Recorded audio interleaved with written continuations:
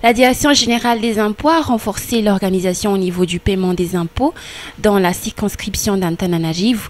Parmi les mesures qui ont été prises dans le souci de faciliter le paiement d'impôts et d'encourager les contribuables, la mise en place d'un centre fiscal plus proche des contribuables, celui d'Ambouy-Maït et de Faravouatch ouvriront leurs portes dès lundi prochain. La capitale recense dans les 50 000 contribuables.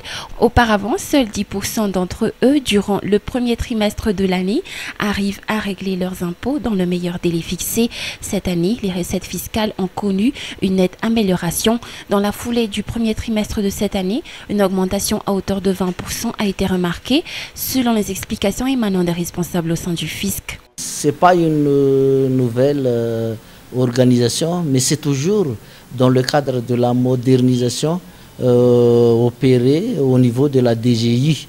La modernisation s'est fixée jusqu'à 2011. Donc on suit la modernisation tout simplement, et puis de mettre en place la fiscalité, l'administration fiscale de proximité dans tous les arrondissements si possible. Et puis après, on attend le résultat, quoi. C'est-à-dire au moins doublement de recettes avec cette modernisation. Le problème avant, c'est le centre fiscal, l'immeuble de 67 hectares qui est très exigu pour les contribuables au nombre de 50 000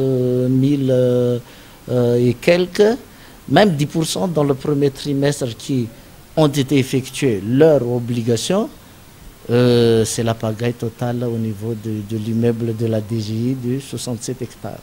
Ainsi, ces deux centres fiscaux seront opérationnels dès lundi, le centre Ziza Ambouy-Maït pour couvrir la région d'Ambouy-Mangakil et celui de Faravouatch pour le 3e arrondissement. Selon les explications des responsables, le centre fiscal pour le 4e et le 5e arrondissement ne changera pas et reste aux 67 hectares.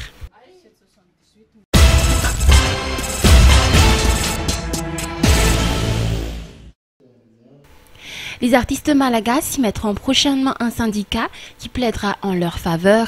À l'issue d'un atelier qui s'est tenu mercredi dernier à l'Espace d'Air, ils sont au nombre de 78 qui ont uni leur voix pour mettre en place cette structure qui protège là leurs intérêts. Ce syndicat aura pour première tâche de combattre et de renforcer la lutte contre le piratage et de mettre fin aux diverses formes de corruption liées à la musique et à l'œuvre.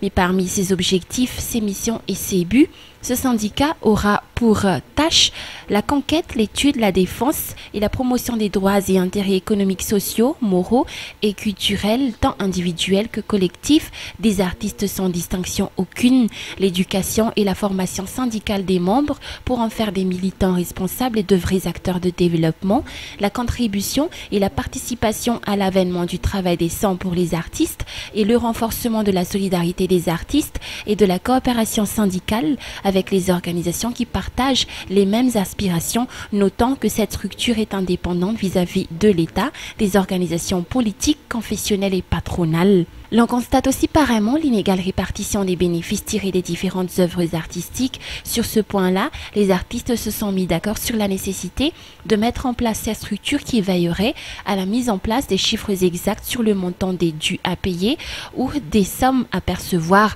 L'atelier qui s'est tenu à Tiadan les a aidés à reviser et à se rappeler de leurs droits et de leurs obligations. Ce syndicat qui sera érigé figurera dans la Fédération nationale des syndicats des artistes de Madagascar.